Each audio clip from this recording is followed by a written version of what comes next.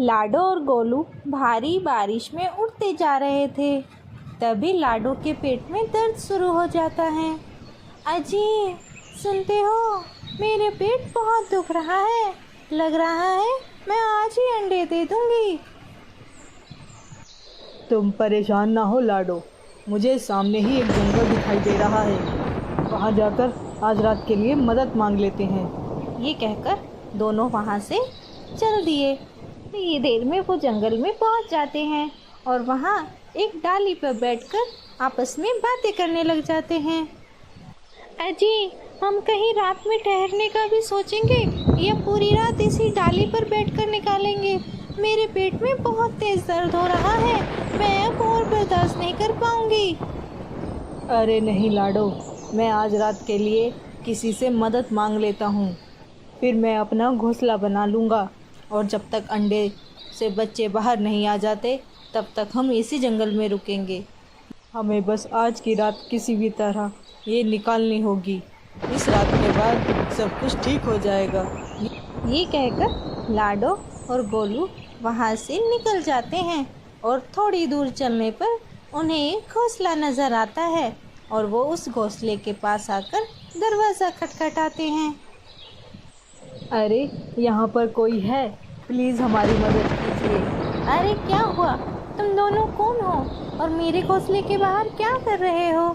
अरे बहन जी, मैं आपसे मदद लेने के लिए यहाँ पर आया हूँ। मेरी पत्नी पेट से है। तेज़ बारिश की वजह से हमारा घोंसला टूट गया।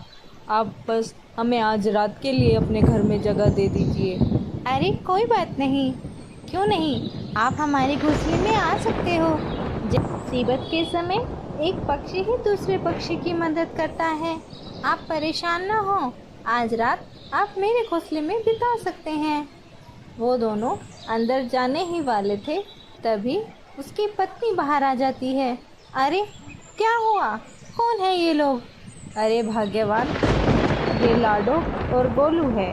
लाडो पेट से है, उन्हें आज रात के लिए हमारे घोंसले में रुकने के लिए जगह चाहिए। कल वो अपना घोंसला बना लेंगे। अजी, तुम चुप रहो।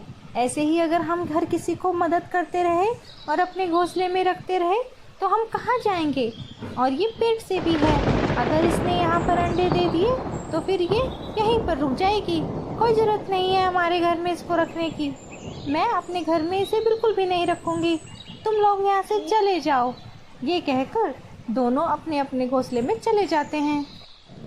अजी, अब हम क्या करेंगे? मेरा पेट तो बहुत दर्द कर रहा है। अब लगता है हमें कहीं और जाकर मदद लेनी चाहिए। ये कहकर दोनों वहाँ से निराश होकर चले जाते हैं और मदद के लिए कोई दूसरा घर ढूंढने लग जाते हैं। थोड़ी दूर चलते चलते उन्हें एक होटल दिखाई देता है और वो होटल के बाहर आकर होटल के मालिक से बात करने लग जाते हैं। अरे भाई साहब, क्या हम आज रात के लिए आपके होटल में रुक सकते हैं? मेरी पत्नी पेट से है, हम कल ही यहाँ से चले जाएंगे। बस आप कुछ समय के लिए हमें अपने होटल में जगह दे दीजिए। अरे क्या हुआ? ये चिक चिक करने की कोई ज़रूरत नहीं है। मुझे तुम्हारी कहानी सुनने में कोई भी इंटरेस्ट नहीं है। तुम्हें होटल चाहिए, मिल जाएगा, लेकिन तुम्हें उसके लिए एक अनाज की पोटली देनी होगी। लेकिन भाई साहब, हमारे पास तो खाने के लिए भी कुछ नहीं है। मैं अनाज की पोटली कहाँ से लाऊंगा? अरे मुझे क्या पता कहाँ से लेके आओगे। अगर तुम्हें यहाँ पर रुकना है तो अनाज की पोटली देनी पड़ेगी। मैं फ्री में यहाँ पे किसी को नहीं रुकवाती हूँ। अगर मैं तुम जैसों की मदद करने लगी तो मेरा तो दिवालिया निकल जाएगा। दीदी प्लीज़ आज हमें रुकने दीजिए, मेरा पेट बहुत दर्द कर रहा है। मैं किसी भी समय अंडे दे दूँगी, आप इस हालत में मेरी मदद कीजिए। अरे जा कलमोही, फ्री में मैं यहाँ पे किसी को भी नहीं रखती। अगर तुम्हें यहाँ रहना है तुम्हें अनाज की पोटली देनी होगी, उसके बाद तुम कितने दिन भी रुक सकते हो। मेरा काम सिर्फ पैसे लेना है। तुम्हें यहाँ पर रुकना है या नहीं रुकना ये तुम्हारी मर्ज़ी है। मैंने कोई आश्रम नहीं खोला हुआ, जब चाहा आकर बैठ गए। यहाँ आना है तो खाने की पोटली लानी पड़ेगी।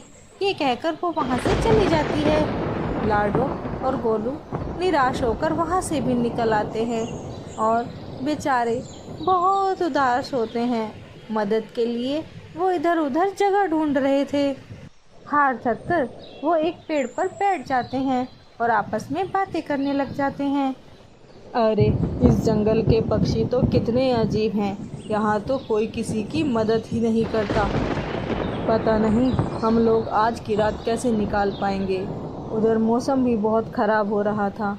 वो दोनों आपस में बातें कर ही रहे थे कि तभी एक दुष्ट कौवा वहाँ से गुजरता हुआ उन्हें दिखाई देता है और वो उनके पास आकर बोलता है, अरे भाई क्या हुआ, तुम दोनों क्यों इतने परेशान हो?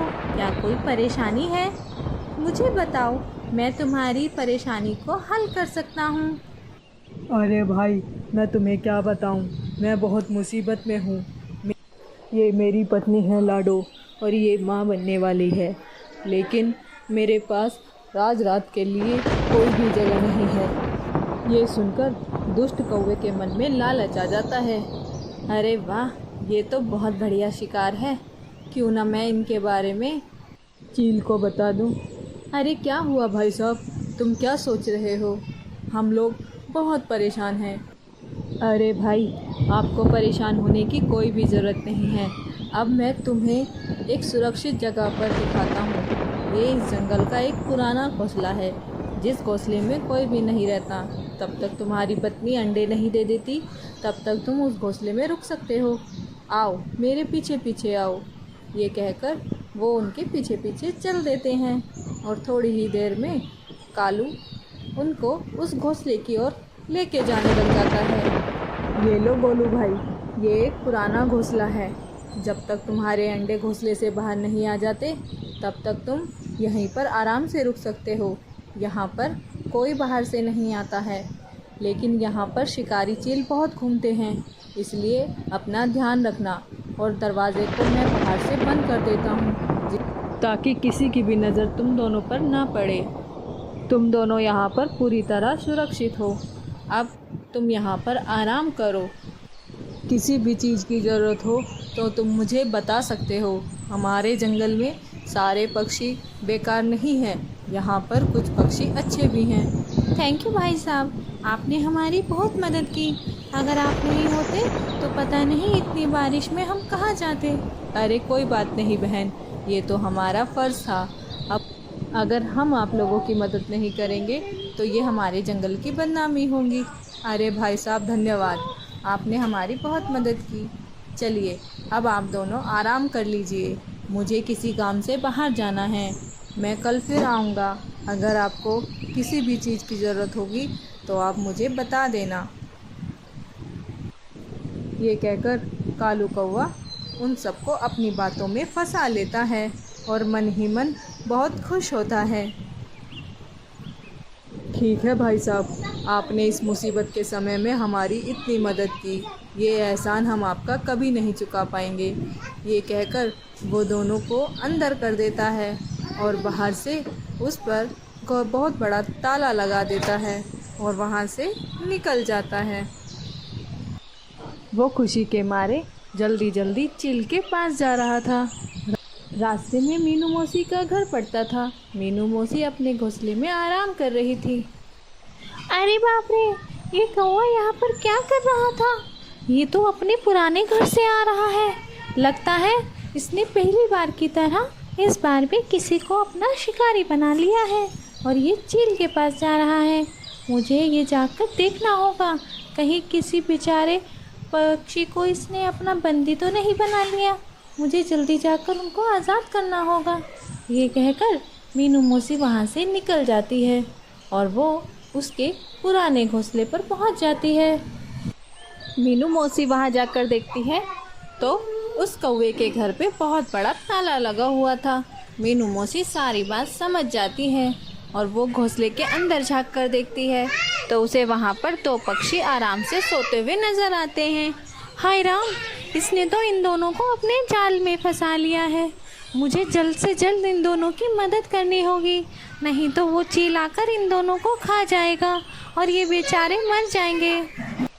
मीनू मौसी जल्दी से उस ताले को तोड़ने की कोशिश करती है और थोड़ी देर में ताला टूट जाता है और मीनू मौसी दरवाज़ा खोलकर अंदर चली जाती है।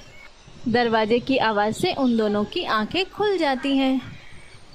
अरे आप कौन हैं और आप यहाँ पर क्या कर रही हैं? हमें तो बताया गया था इस घोंसले में कोई भी नहीं आता, आप बाहर से कैसे आई?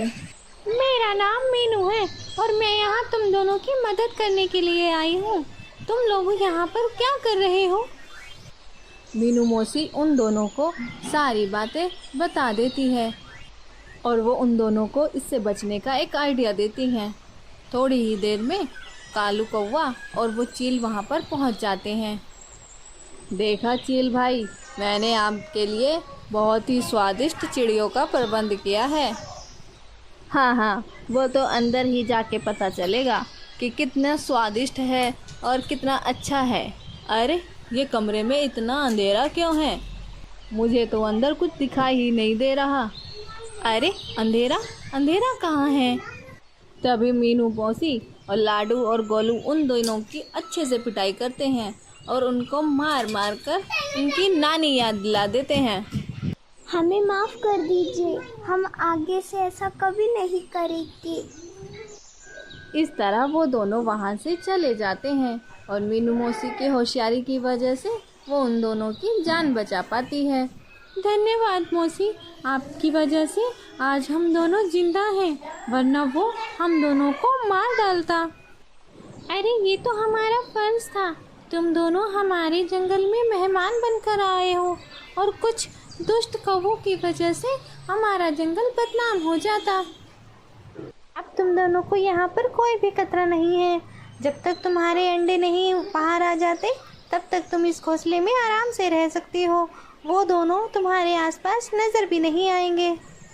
आपका बहुत बहुत धन्यवाद। आज आपकी वजह से हम और हमारा आने वाला बच्चा सुरक्षित है। हम आपका दिल से धन्यवाद करते हैं। हाँ मौसी, हम आपका दिल से धन्यवाद कहते हैं।